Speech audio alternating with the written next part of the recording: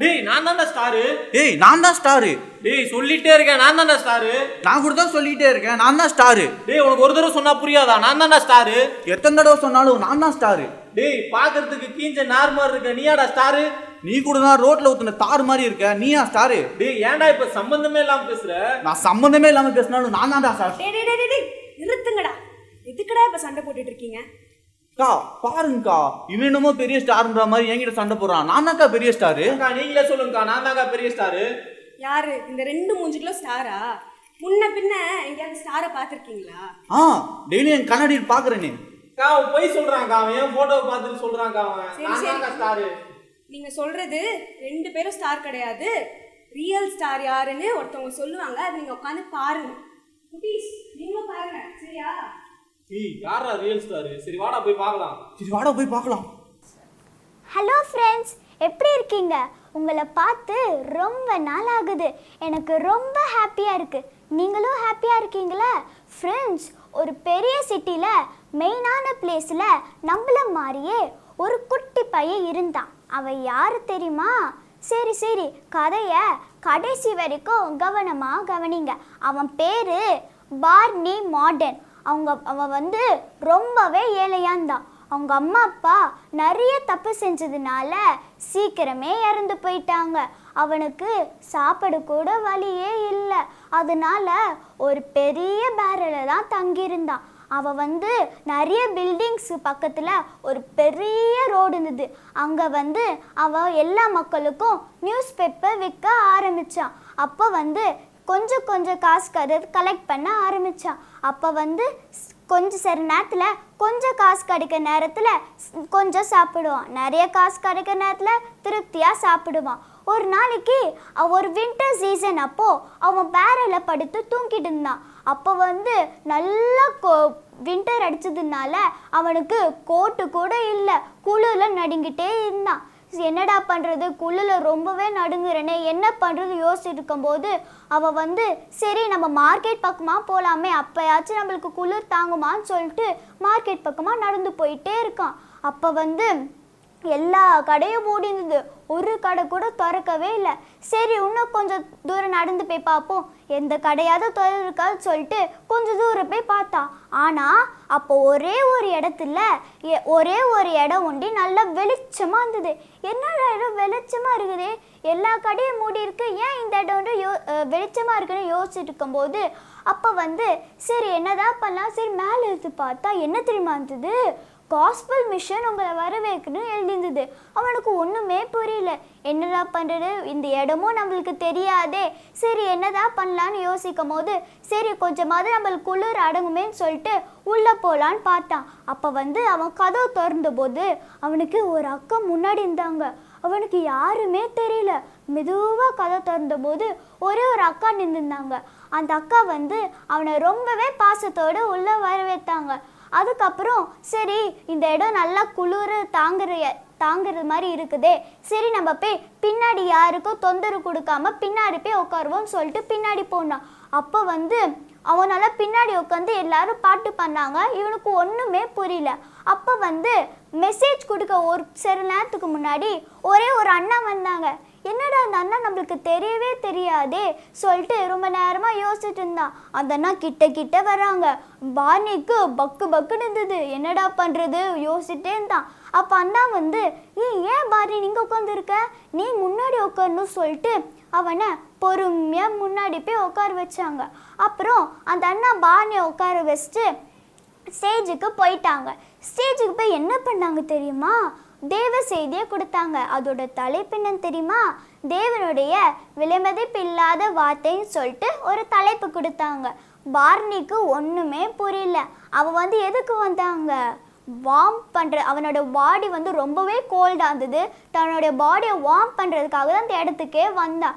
சரி என்ன பண்ணலாம், அந்த அண்ணா கேட்கல, அந்த அண்ணா சொல்கிறாங்களே சரி கேட்டு தான் பார்ப்போன்னு ரொம்பவே இன்ட்ரெஸ்டிங்காக அது இருந்ததுன்னு சொல்லிட்டு நல்லா ஒத்து பார்த்து கவனித்தான். அப்போ அந்த அண்ணா என்ன தெரியுமா மெசேஜ் கொடுத்தாங்க, ஏசப்பா அன்பை பற்றியும் ஏசப்பா நம்மளுடைய பாவத்துக்காக அவர் சிலுவையில் மறிஞ்சாங்களே அவர் அதை பற்றி சொல்லியிருந்தாங்க. அப்போ வந்து மெசேஜ் எல்லாம் முடிஞ்சிச்சு. கடைசியில் அந்த அண்ணா சொன்னாங்க, ஏசப்பாவுக்காக யார் நீங்கள் ஏசப்பாவை தன்னுடைய இருதயத்தை கொடுக்க போறீங்கன்னு சொன்னாங்க. அப்போது ஒரு பெரிய குரூப் ஆஃப் பீப்புளே வந்தாங்க. சரி என்னடா பண்ணுறது அப்படி யோசிக்கும் போது அவன் வந்து பாணி இருக்கான்ல, ஏசப்பாவை தன்னை சொந்த ரட்சகராக ஏற்றுக்கொண்டுட்டான். அப்போது அந்த பாணி இருக்காங்களே, அந்த அண்ணா இருக்காங்களே, எல்லார்கிட்டையும் ப்ரே பண்ணி அனுப்பிச்சு போனாங்க. அந்த பாணி அப்போ வந்தாங்க. என்னடா இந்த தம்பி இருக்கானே, அந்த அண்ணனுக்கு ஒன்றுமே புரியல. சரி ஏசப்பா இடத்துக்கு வந்திருக்கானே, இவன் எப்படி வெறுமையாக விட முடியும் சொல்லிட்டு அந்த குட்டி தம்பிக்கு ப்ரே பண்ணி ஏசுவை பற்றி நிறைய விஷயம் சொன்னாங்க. அதனால் ஏசுவை பற்றி பாணிக்கு நிறைய பிடிச்சிச்சு, நிறையவும் ஏசுவை பற்றி தெரிஞ்சுக்கிட்டான். ஒரு நாளைக்கு அந்த அண்ணன் பாணி கிட்ட ஏசுவை பற்றி சொல்லும் போது பாணி வந்து அந்த அண்ணா பைபிளில் யோவான் சுவிசேஷம் அந்த புக்கை வந்து பாணி கிட்ட கொடுத்தான். அப்போ வந்து அந்த பாணிக்கு ரொம்பவே இயேசுவை மேலே இன்ட்ரெஸ்ட் வந்ததுனால அது ஒவ்வொரு நாளும் படிச்சுக்கிட்டே இருந்தான். படிக்கிறான் அது அவனால் நிறுத்தவும் முடியல. அவனுக்கு அந்த இன்ட்ரெஸ்ட்டும் அவன்கிட்ட போகவே இல்லை. ஸோ அவன் ரொம்பவே ஆர்வத்தோடு அதை படித்தான். ஒரு நாளைக்கு அவன் வந்து பேரலில் படுத்துட்டான். பைபிள்லாம் படித்து எல்லாம் முடிச்சுட்டு பேரில் படுத்து தூங்கிட்டு இருக்கான். அப்போ வந்து ஒரு சூறாவளி அங்கே வந்தது. இது அவனுக்கு தெரியவே தெரியாது. அவன் நல்லா தூங்கிட்டு இருக்கான். அவன் வந்து நல்லா குளிர் அப்படியே நடுங்கிட்டு இருக்கான். அந்த போலீஸ் ஆஃபீஸர் அங்கே ரவுண்ட்ஸ் போயிட்டுருக்காங்க. அவன் ரொம்ப பாவம் இல்லை, எவ்வளோ குளிரில் நடுங்கியிருப்பான். நீங்களாம் இருந்தால் எப்படி அழுது இருப்பீங்க. அவன் ரொம்பவே பாவம் இல்லை. போலீஸ் என்ன பண்ணியிருந்தாங்க, அந்த வேறு என்னடா இங்கே சத்தம் வருதுன்னு சொல்லி பார்த்தா அவன் பாணி வந்து ரொம்பவே தேம்பி அழுது அவன் உடம்பெல்லாம் அப்படியே குளிரில் நடுங்கிட்டு இருக்கான். அப்புறம் என்ன சரி இவனுக்கு என்னதான் ஆகுது தொட்டு பார்த்தா ஹை ஃபீவர் அடிக்குது. இப்படியே இருந்தால் அவன் இறந்து போயிடுவானே, என்ன பண்ணுறோன்னு சொல்லிட்டு போலீஸ் அவனை தூக்கிட்டு வேகமாக அந்த சிட்டிலே பெரிய ஹாஸ்பிட்டலுக்கு அவனை கூட்டிகிட்டு போனாங்க. அவங்க இப்போ என்ன தெரியுமா ஆச்சு, நர்ஸ் அப்படியே அவனை வார்ம் பண்ண ஆரம்பித்தாங்க.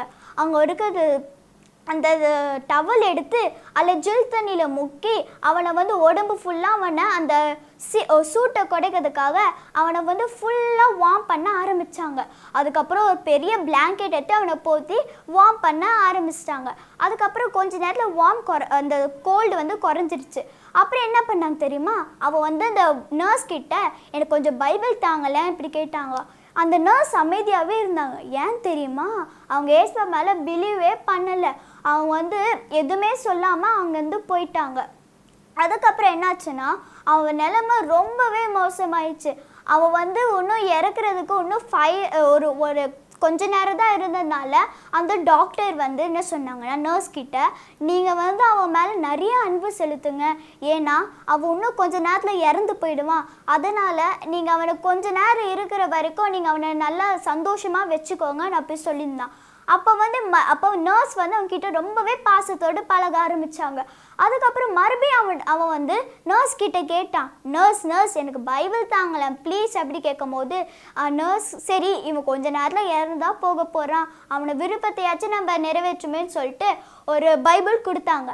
அப்போ வந்து அவன் யோவான் வந்து 13ஆம் அதிகாரத்தில் வந்து 6ஆம் வசனத்தை படித்தான்.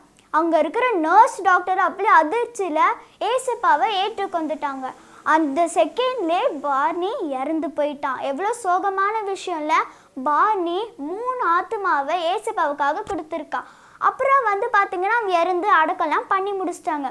கடைசியில் என்ன தெரியுமா ஆச்சு, பார்னி ஒரு புது இடத்துக்கு போனான். என்ன இடம் தெரியுமா, நாங்கள் சொல்கிறேன். அந்த இடம் என்னன்னு தெரியுமா, ஹெவன். அவன் பார்னி அங்கே போன என்னடா இந்த இடம்னு பேர் சுற்றி பார்த்தா அப்புறம் ஒரு ஜீவ புஸ்தகம் தெரியும்ல, அந்த ஜீவ புஸ்தகங்களை வந்து அவன் பேர் எழுதுது. ஜீவ புஸ்தகம்னா என்னன்னு தெரியுமா, ஏசப்பாவுக்காக நீங்கள் உங்களோட இருதயத்தை கொடுத்தா ஏசப்பா உங்கள் பேரை வந்து ஜீவ புஸ்தகத்தில் எழுதுவார்.